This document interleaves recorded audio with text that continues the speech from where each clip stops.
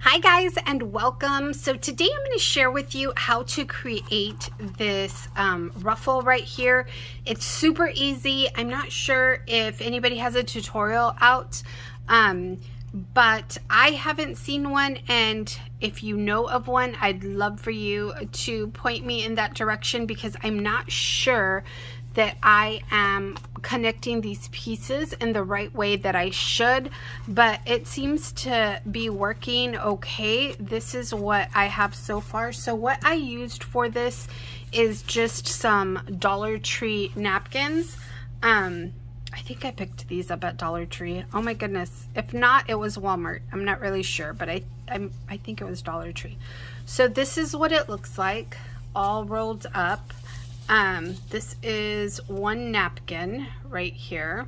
It's pretty long. I haven't measured it to see how long it is. I think it's one napkin.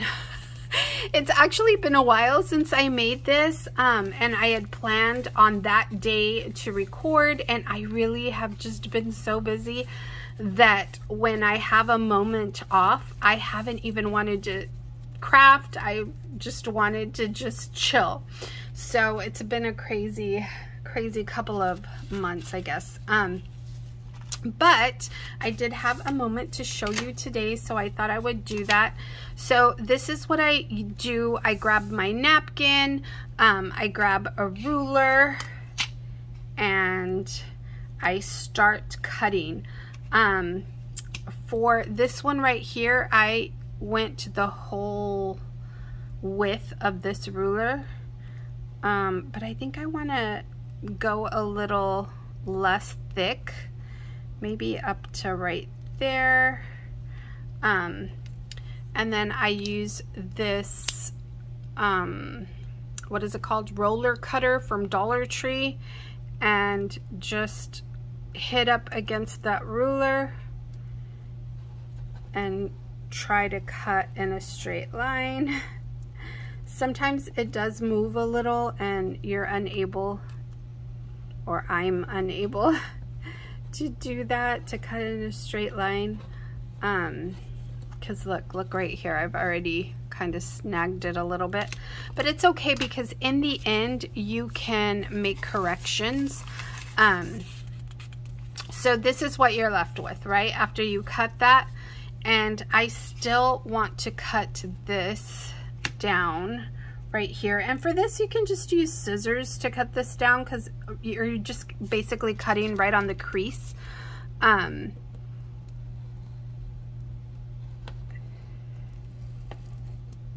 See how I went off right there?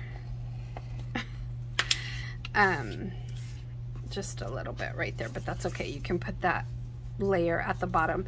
And so what you're gonna do is start to layer these strips. So we've got two right here, and then you just keep doing the same process. I'm just gonna cut one more so I can show you how I attach these, because I know for me that was the biggest problem. I looked for a tutorial that showed me how to attach these and I couldn't find one. So I thought you might be going through the same thing, and I thought I could share with you how I do mine. So this particular pattern right here does show, because it has like an ombre look to it, it does show where you're attaching it. So see this piece right here, I feel like it shows up, you know, like this is where this piece of the napkin ends and this is where this piece begins. But when you have it kind of down like this, it doesn't really show too much. And then if you put a ribbon down the center of it, let me see if I can find a piece of ribbon. See, when you put a piece of ribbon down the center of it, it's even less visible. So I really loved how this turned out for me. So I'm going to get my sewing machine and I will try to record how I attach these and sew these.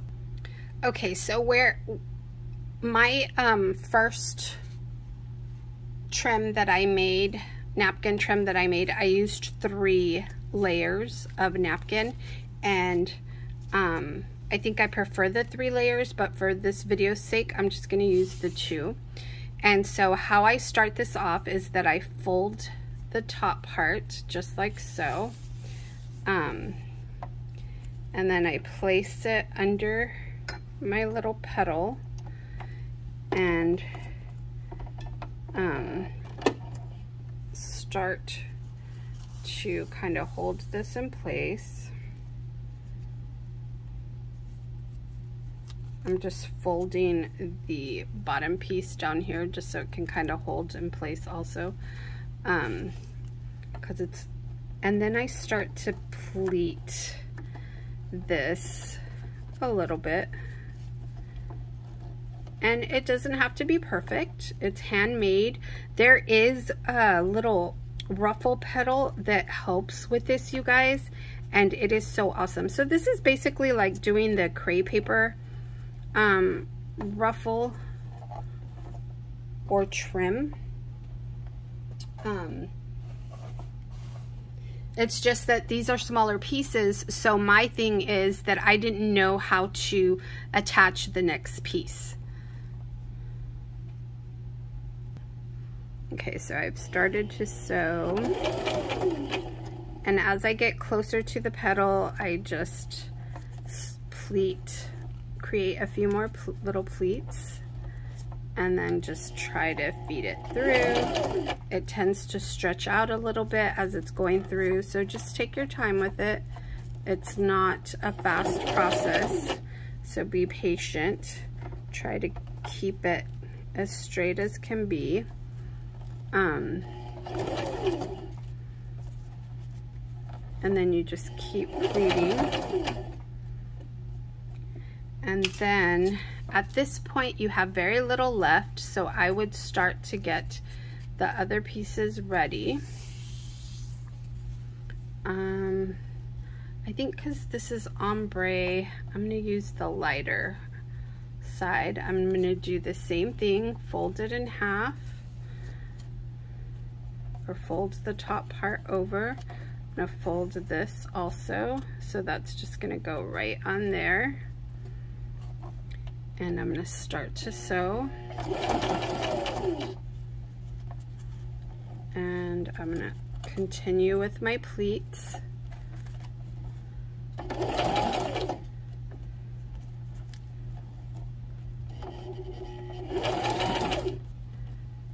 I did a much better job with my first go around, and now that I'm trying to film a tutorial, it's not going so smoothly. It seemed easier, but I think we say that because, you know, when nobody's watching, you don't have that stress, so you don't realize that, you know, you are having a bit of trouble, but nobody's watching. So when you're recording a tutorial, it just feels like everything goes wrong, or differently. Maybe not wrong, but very differently. I don't remember having this much trouble with the first one I did, although it was a lot wider. So that could be something to think about also, the width of the napkin. I just didn't want it so wide. And at the very end, I'll just turn all of it over.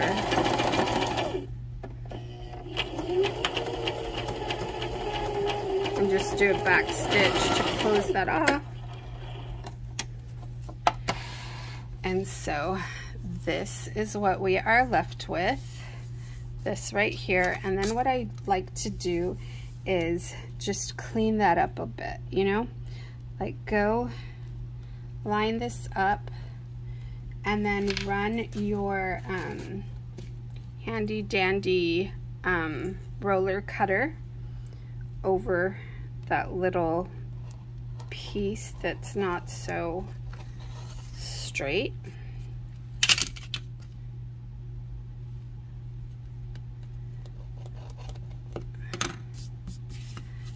And that's going to clean up your edges. You can also use, you know, your cutting mat to measure this out and make sure that you're leaving the same amount of width on either side. I know I did that with the thicker one that I did. I just lined it up and used the lines of this mat to, sorry, I was getting a call.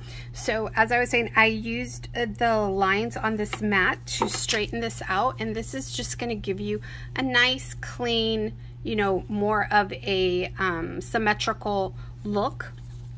And then what's really cool about this, so you have all these little pieces left over. Let me put this on here because I don't want them to fly on the floor. So on this part right here where it attaches, where you attach your second napkin, you're going to add some glue, or at least that's what I do. Just a little bit, and adhere that, and that's going to keep that piece together. And it keeps it from looking, you know, just kind of wonky. It keeps it looking like a solid piece. So I just add a really thin bead of glue, and just do that. So, and then you pull these layers apart, and that's going to give you that really fun ruffled look. Let me see if I can.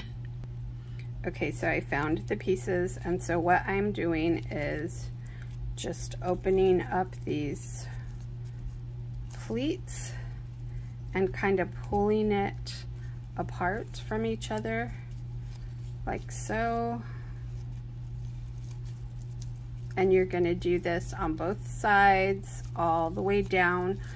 And this is only when you're ready to use it, because when you're going to store it, you want it to store flat.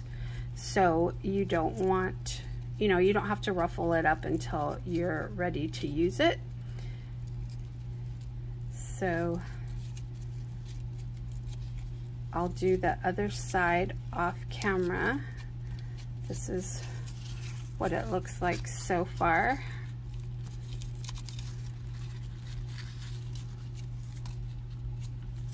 And now I'm going to ruffle the other end, and I will come back and show you what that looks like. So look how cute this looks, you guys. And what's so cool about this is that you can make it as thick as you want. You can use, I mean, this is something that's really inexpensive and cute, so you can get it in all kinds of different designs in the party sections at your stores. And I wanted to show you how I store it. So basically you don't want to ruffle it up and then store it, because it's going to end up flat anyways. So you're gonna store it flat like this, and you're not going to use it, or you're not going to ruffle it up until you are about to use it. And I just think it's so cute. I love how it looks on this page right here that I'm making for a journal, for a notebook. I just think it's so cute. I love it. I love it. And I really, really love how it looks with ribbon down the center. I think it just finishes it off and really makes it look cute. But when you're using something this thin, I don't even think you need ribbon. I think it's just adorable. So let me know in the comment section if you know how to do this, what your tips and tricks are. I don't know if it's even necessary to use glue. I like to use glue, like I said, in those little edges where you are going to attach the two pieces, so that it doesn't, you know, look so weird, so that it looks like one cohesive piece. But yeah, let me know how you do that. And thank you so much for watching, and I will talk to you soon. Bye.